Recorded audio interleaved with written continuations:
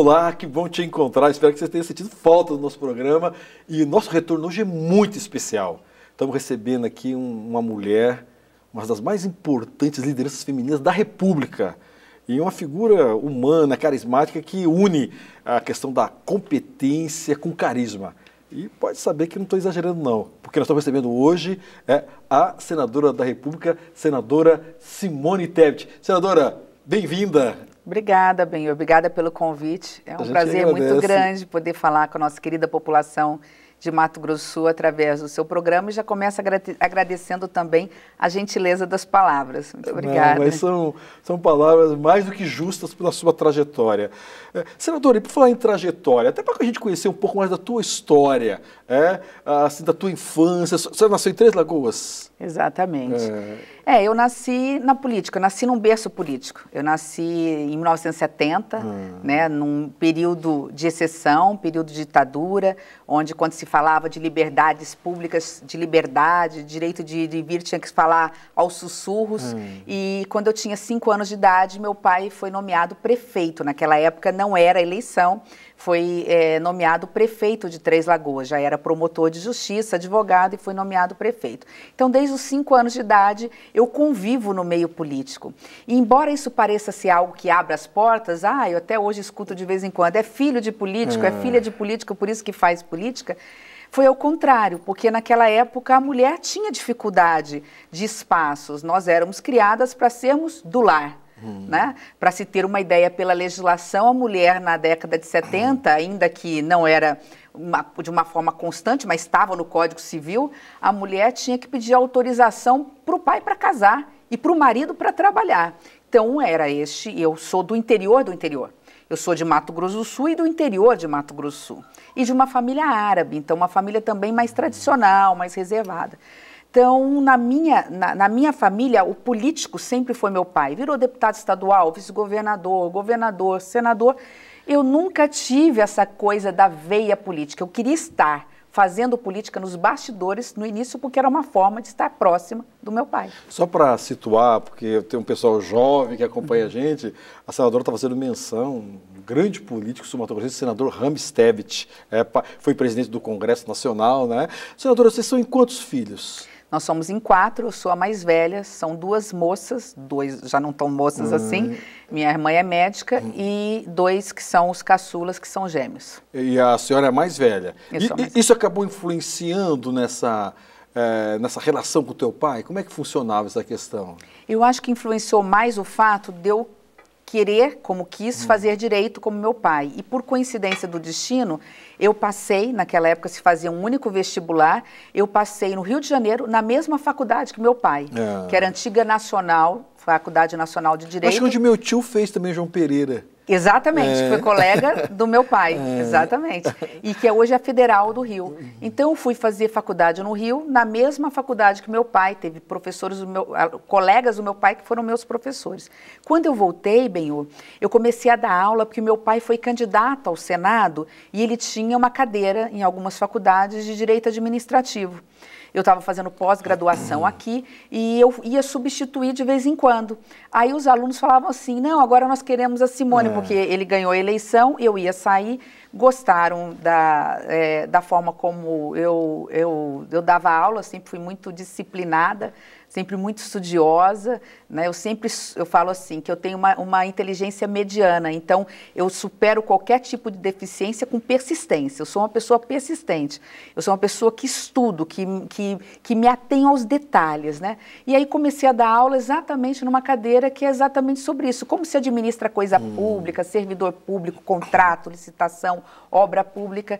E nesse momento eu também fui chamada para dar uma assessoria na Assembleia Legislativa, onde eu fiquei 6 anos. Senadora, antes da gente prosseguir, só quero, só para a gente compreender um pouco mais a tua trajetória, a senhora estava contando, nasceu no interior do Mato Grosso do Sul, em Três Lagoas, foi a tua experiência de Rio de Janeiro, assim, do ponto de vista movimento estudantil, a senhora ingressou no final dos anos 80. Nos anos 80. Como é que era Simone Tebet do Rio de Janeiro, a convivência no curso de Direito, enfim, como é que foi essa questão cultural, o que você ouvia, como é que era essa tua formação agora já como jovem acadêmica no Rio de Janeiro? Fora o fato de me perguntarem se tinha onça no meio da rua e se os índios andavam nus nas ruas de Campo Grande, que isso era uma constante, essa pergunta, não se tinha, para quem está nos assistindo, não tinha rede social, não tinha internet naquela época.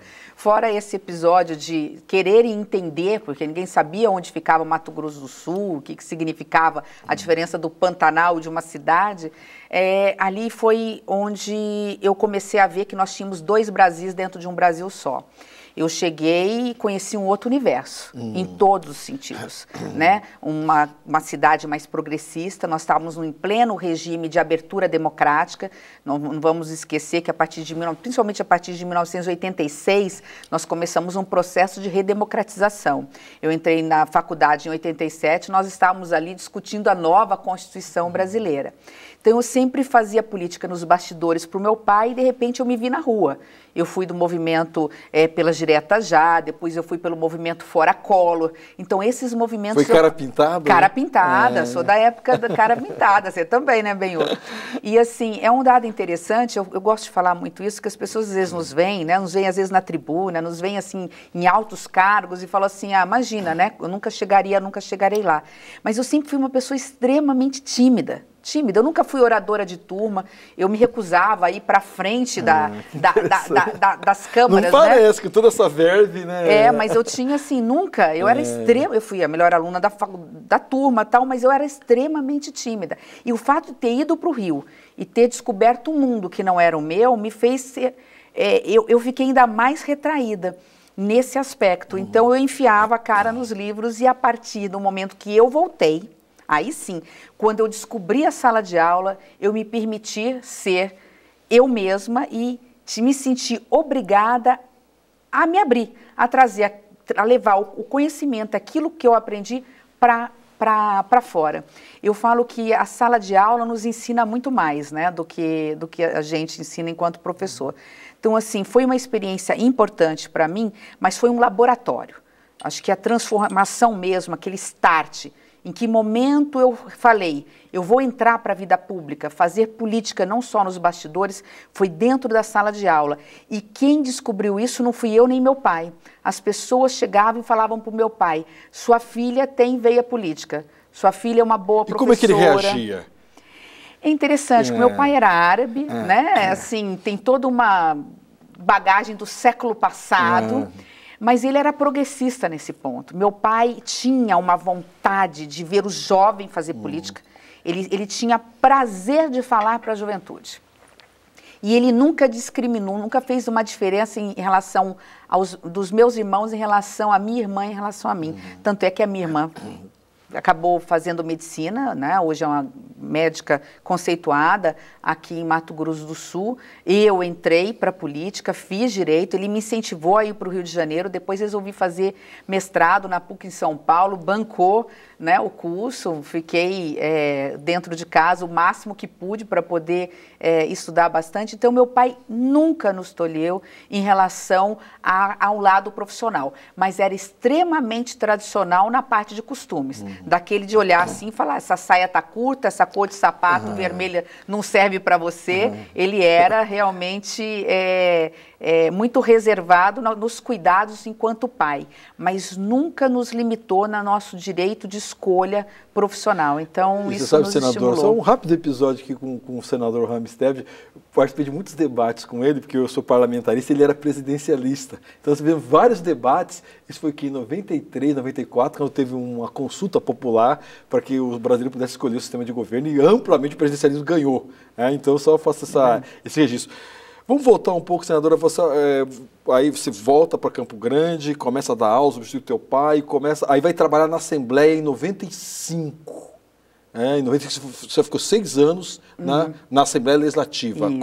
Aí, quando a senhora a senhora se candidata e se elege deputado estadual. Seu primeiro cargo foi deputado estadual. Foi deputado estadual. Eu já não estava mais na Assembleia, né? Eu tinha saído, aliás, eu tinha sido demitida. É um fato interessante que eu acho que isso precisa ser colocado, porque as pessoas também nos olham e falam assim, é tão fácil fazer política, né? Infelizmente, a gente ainda sofre alguns tipos de discriminação O jovem tem dificuldade de entrar na vida pública, a mulher tem dificuldade do acesso na vida pública de um modo geral, né? De sair de casa e ter o seu lado profissional valorizado. Eu me lembro que eu estava em licença maternidade, eu estava com 6 anos de casa da Assembleia Legislativa, recebi um telefonema que tinha acabado minha licença, ia voltar uma semana depois, recebi um telefonema da diretora legislativa dizendo que eu tinha sido exonerada. E tentei falar com o presidente, então, da Assembleia, eu acho que isso é importante ficar registrado, e até para me agradecer o fato de ter ficado 6 anos, não foram 6 dias nem 6 meses, foram 6 anos de Assembleia, e acabei não tendo a oportunidade de ter essa conversa pessoal, né? Para mostrar o quanto é difícil para a mãe, para a mulher, né, exercer cargos públicos de um modo geral. E aí eu saí da Assembleia, continuei dando aula e em seguida, no ano seguinte, saí candidata a deputada estadual. Virei deputada estadual com uma filha do Rames. Aí sim, é importante dizer isso, que assim, por mais que eu fosse professora, por mais que eu tivesse sido servidora pública, tive muito voto em Campo Grande, méritos meus, mas quem me abriu para a vida pública, principalmente na minha cidade natal, foi meu pai, que tinha sido prefeito da cidade. Isso foi em 2002, senadora? Foi em 2001 a eleição, né? 2 e 3, né? Não, desculpa, foi 2002. Foi 2003 quando eu assumi o mandato. Então, assim, era assim, vou votar lá em Três Lagoas, vou votar na filha do Rames. Me elegi deputada estadual, fiquei 2 anos na Assembleia Legislativa, foi para mim muito fácil, porque eu já tinha ficado 6 anos assessora, né, nos cargos mais altos, eu tinha sido diretora e consultora, então eu sabia fazer um projeto de lei, eu conhecia o regimento interno da Assembleia de trás para frente, de frente para trás. Entrei na época em que era o governador Zeca do PT, então eu estava na oposição, ajudei ali na liderança da oposição, só que meu pai me fez o convite. E de novo sendo estimulada, porque meu pai falava, não, você tem que ser candidata a prefeito em Três Lagoas. Eu disse assim, mas como? Eu acabei de me eleger deputada estadual, eu não dou conta disso não. Né? Eu sempre fui muito retranqueira, assim, eu tinha certa resistência, essa coisa um pouco da cultura, né, também, que fica embutido na nossa mente. Não sou capaz, não dou conta disso, é muito para o meu tamanho. E eu falava, peraí, como é que eu vou administrar? Eu nunca administrei nada na minha vida, como é que eu vou administrar uma cidade? Eu tinha toda a bagagem intelectual, jurídica e tal, e fui estimulada, e meu pai me disse o seguinte, não, tem que ser você, porque senão nós vamos de novo perder a prefeitura. E aqui eu faço uma confissão, assim, eu realizei o último sonho do meu pai, Benhur, porque eu me elegi em 2005, prefeita de Três Lagoas, e meu pai morreu em 2006. Ele, de novo, o câncer voltou para a vida dele, ele lutou mais de 20 anos contra o câncer, ia e voltava. Nós não sabíamos que ele estava doente. Quando na minha diplomação, meu pai não pôde ir, porque ele estava com muita dor, foi quando saiu no mesmo dia o resultado do exame do laudo que o câncer tinha voltado. Então, foi assim 1 ano e meio de luta, ele praticamente não pôde estar ao meu lado, eu tive que administrar a cidade sozinha. Por um lado, isso foi, obviamente, pelo lado emocional muito ruim, mas pelo lado mesmo da minha carreira política, foi a única forma também das pessoas me verem como Simone, mulher, capaz, preparada de administrar alguma coisa, né? Senadora, daqui a pouquinho eu quero voltar nesse relacionamento com o seu pai e a saudade que ele deixou em você, e você, no teu discurso, sempre ele é muito presente nas tuas falas. Mas eu quero, só para não perder o fio da meada, entender um pouco também a sua trajetória como esposa, como mãe. Você se elegeu em 2002 deputada. Você se casou quando com o deputado Eduardo? Foi em 95. 95? Então já mais... E essa questão... Ele já era político também, não? Não. E como é que foi essa questão de ter a mulher deputada, super conhecida, depois prefeita? Olha, se eu sou o que sou hoje, eu devo ao meu marido. Eu não tenho essa coisa assim de disputa, ao contrário. Ele sempre teve essa percepção que a política em casa era eu ou sou eu. Eu comecei como deputada estadual, depois como prefeita, e só então, depois que eu vim como vice-governadora, foi que o Eduardo saiu candidato a deputado estadual. E hoje ele fala que aquilo que ele fala, aquilo que ele faz, ele só fala e faz se isso não atrapalha ou não atrapalhar o meu projeto político. Provavelmente, não sei se sai candidato de novo ou não, talvez nem saia mais candidato, a gente não sabe ainda, mas ele sempre tem, o meu maior incentivador na política. Acho que talvez a pessoa que mais me admira na minha vida política é o Eduardo. Ele é o grande incentivador. Rapidamente, a gente vai fazer um intervalo. A senhora tem 2 filhas. Eu tenho 2 Marias. 2 Marias. E eu não conseguiria ser hoje senadora da República ou estar na vida pública se eu não tivesse um parceiro como Eduardo, um grande pai que muitas vezes foi mãe quando eu não pude estar presente também. Puxa vida, que testemunho muito bonito. Vamos fazer o seguinte, a conversa está muito boa, tem que fazer um intervalo. Daqui a pouco a gente volta com a senadora Simone Tebet.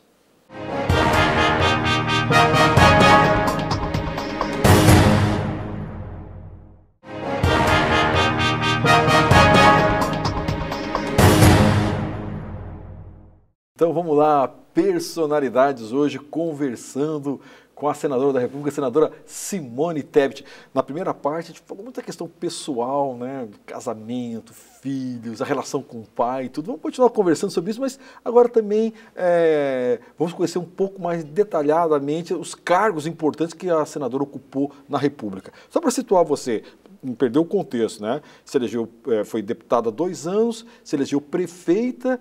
Teve 2 mandatos, senadora? 2 mandatos. 2 mandatos, e aí vice-governadora. Vice-governadora, a senhora foi 1 mandato vice-governadora. 1 mandato. E aí senadora da República. E aí senadora da República. É uma pergunta até meio... Mas enfim, de todos esses cargos que a senhora já ocupou, qual que te dá mais? É o Senado, aí a relação com o teu pai, enfim, é prefeito? Conta um pouco pra gente, qual que é o cargo que trouxe mais satisfação pessoal? Eu acho que foi ter sido prefeita da cidade em que nasci. Sério? Pelo contexto geral. Primeiro, fui a primeira mulher prefeita da cidade. Segundo, porque eu realizei o último desejo do meu pai. Meu pai, eu falei, morreu. Eu tinha 1 ano e meio de mandato e ele um dia tinha dito, ele dizia isso muito constante, eu quero morrer prefeito, eu quero voltar a ser prefeito de Três Lagoas. De alguma forma, ele se fez presente ali. Mas, Benhur, eu assim, falo assim, eu procuro até me conter para não ficar emocionado com o que eu vou dizer. Mas nada é mais gratificante do que, por exemplo, você entregar a chave de uma casa própria para uma mãe cheia de filhos que não tem para onde ir. Ou você conseguir garantir um emprego para um chefe de família. E eu tive o privilégio de pegar uma cidade, embora destruída, num momento muito especial. Eu tive as pessoas certas do meu lado, na hora certa, estava num momento importante da cidade e nós conseguimos levar, fui a gestora que mais levou indústrias para a minha cidade até hoje, que mais gerou emprego, que mais gerou renda para a população. Então, graças a isso e graças a uma boa arrecadação, eu fui a prefeita que mais fez asfalto, que mais fez drenagem, que mais fez casas populares, que mais fez escola, que mais fez creche. Não fui eu, foi uma equipe, o momento estava no local certo, na hora certa, e a gente teve a oportunidade de transformar Três Lagoas.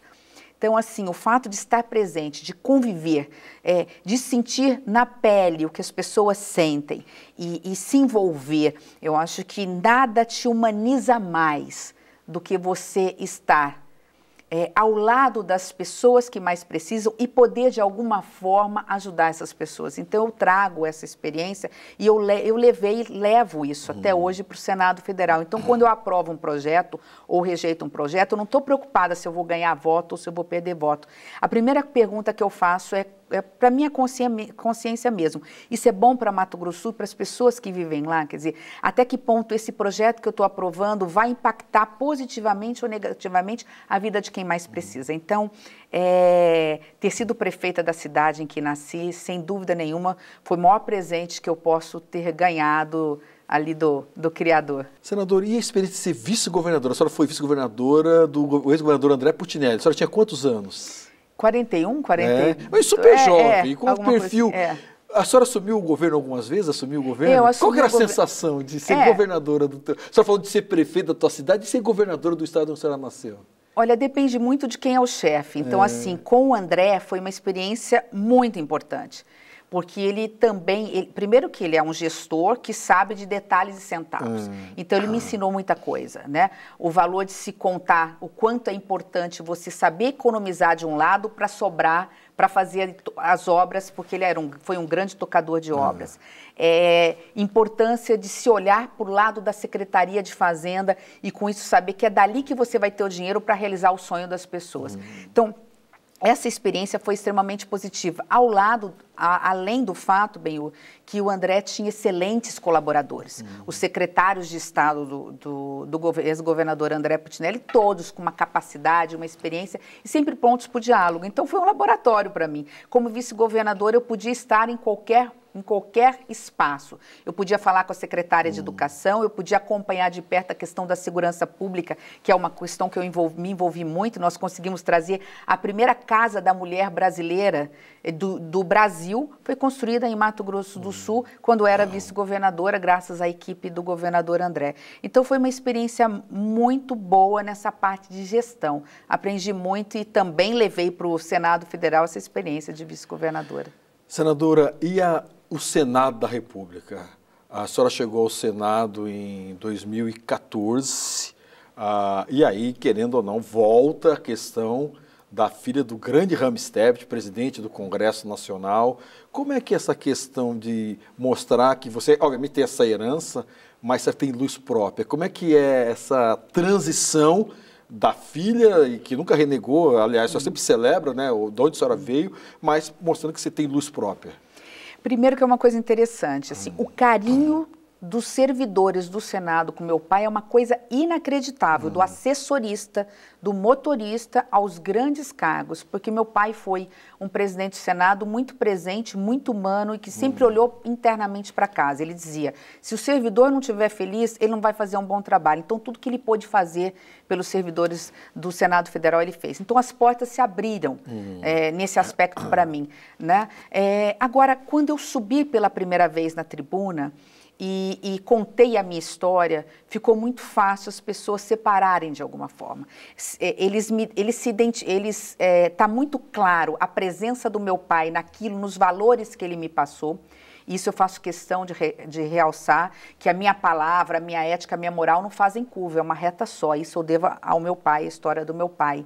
Mas também a minha bagagem de ter sido deputada estadual, ter sido prefeita, reeleita prefeita, ter sido vice-governadora, também já falava por mim, né? Tudo aquilo, toda a minha história, a minha trajetória, também se fazia presente no Senado Federal. E quando eu fui para as principais comissões, Benhur, eu já fui marcando posições, porque assim, a mulher na política, eu falo que ela não pode chegar de mansinho, ela tem que empurrar a porta, porque senão a gente tem que ser melhor para ser considerada igual. Infelizmente, essa é a realidade.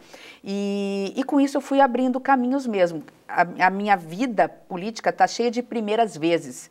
Primeira prefeita, primeira vice-governadora, e quando cheguei no Senado não foi diferente. Eu fui a primeira presidente da Comissão Mista de Combate à Violência contra a Mulher, a primeira líder da maior bancada do Senado Federal, que é a bancada do MDB, fui líder de 18 senadores no universo de 81, a primeira presidente da comissão mais importante do Congresso Nacional, que é a CCJ, que falavam, não, o CCJ é um espaço masculino, né? A política está cheia de vozes, de timbres masculinos. Então eu fui abrindo, desbravando um pouco essas fronteiras, que eu acho que também é um pouco o meu papel. Eu acho que eu tenho essa responsabilidade com a mulher sul-mato-grossense, de mostrar que se nós mulheres podemos ser boas senadoras, podemos ser boas gestoras, podemos ser boas políticas, nós podemos ser boas em qualquer atividade, como comerciária, como professora, como servidora pública, como gerente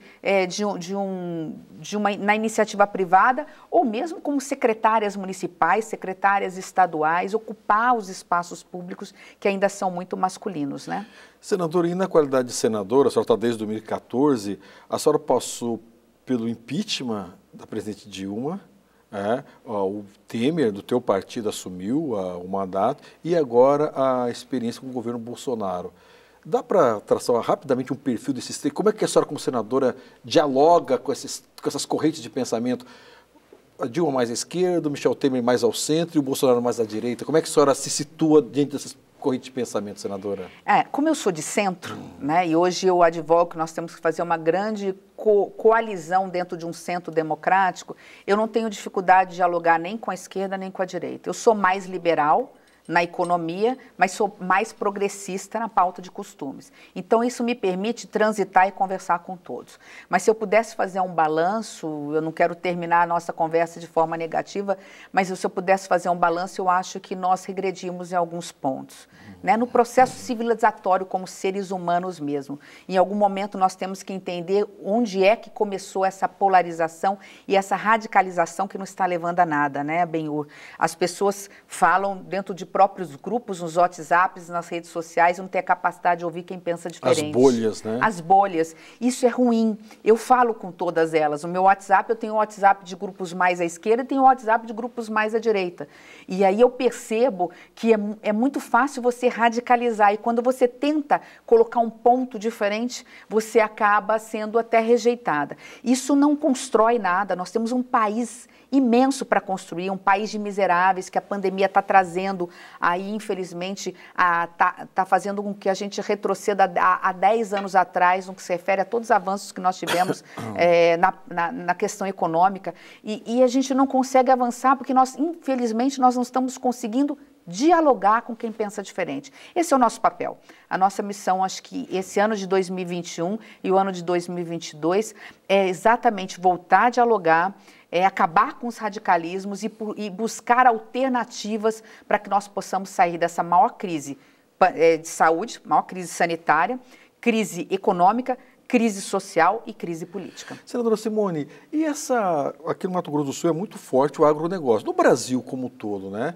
E é uma base que costuma aderir a algumas teses, claro, é muito dividido, né? Mas algumas teses mais radicais, coloquemos assim. Como é que a senhora dialoga com uma parte da economia tão importante? A senhora também desse meio, né? Como é que a senhora tem lidado, digamos, com esses radicais, com essas pessoas mais extremistas, sendo uma senadora que, eu sempre a senhora coloca, eu apoio o governo que for necessário, numa agenda mais liberal, mas não posso, né, concordar com alguns comportamentos. Como é que a senhora lida, em particular, com essa base ligada ao agronegócio? Eu diria assim, eu não sei como é que eles lidam comigo, embora eu seja do agronegócio, enfim, não sei como é que eles lidam comigo, mas assim, eu lido sempre com a verdade, meu. Eu acho que você nunca peca ou perde em sendo verdadeira, em defendendo as suas crenças, aquilo que você acredita. Então, quando você tem capacidade e vontade de dialogar, quando as pessoas olham no seu olho e vê que aquilo que você está falando é aquilo que você acredita, é a sua verdade, ele te respeita. Eu confesso que eu já disse coisas muito duras, que muitos não gostariam de ouvir e nunca fui desrespeitada, talvez por isso, talvez por olhar no olho, por enfrentar com muita tranquilidade. Você não precisa... aliás, meu pai sempre dizia, né, que o Congresso Nacional e a política o Congresso Nacional não é a casa dos radicalismos e a política não pode ser feita como no toque de um berrante, né, na base da gritaria. Se você mantiver o tom, se você tiver a capacidade de dialogar, também de saber ouvir quem pensa diferente, você é respeitado. Apesar dos radicalismos, eu nunca fui desrespeitada nas minhas opiniões. Eu continuo mantendo as minhas crenças, ainda independentemente de saber que isso possa vir a trazer um prejuízo eleitoral. E talvez, repito, por isso possa continuar e continuo sendo respeitada nos meus posicionamentos. Senadora, rapidamente, já me assinando aqui, tem mais um minutinho.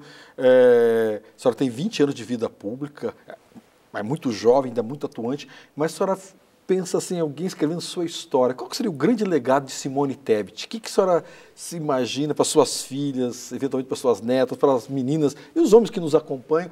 Qual que é o legado que a senhora resumiria, se é possível, em um minuto, de Simone Tebet? Eu diria 3 palavras, mas não diria que seria o que eu gostaria. Não significa que seja a forma como as pessoas nos enxergam. Muitas vezes as pessoas nos enxergam diferente daquilo que a gente realmente é. Mas na minha vida pública, acho que 3 coisas eu sempre me pautei. Né? Pela ética, pela verdade e pela coragem. A coragem por obrigação. Como mulher, não tem como. É preciso, como diz Simone de Beauvoir, né? A mulher não nasce mulher, ela se torna mulher. É preciso ter coragem para abrir caminhos. Ética, porque eu aprendi isso com meu pai. Os valores morais e mesmo espirituais. E minha mãe sempre me dizia assim, minha filha, é melhor a pior das verdades do que a melhor das mentiras. Tá certo, queria agradecer imensamente a senadora Simone Tebet, agradecer você que nos acompanha, tenho certeza que essa entrevista já entra, né, com uma das grandes entrevistas aqui do programa Personalidades. Muito obrigado e até uma próxima oportunidade com o programa Personalidades.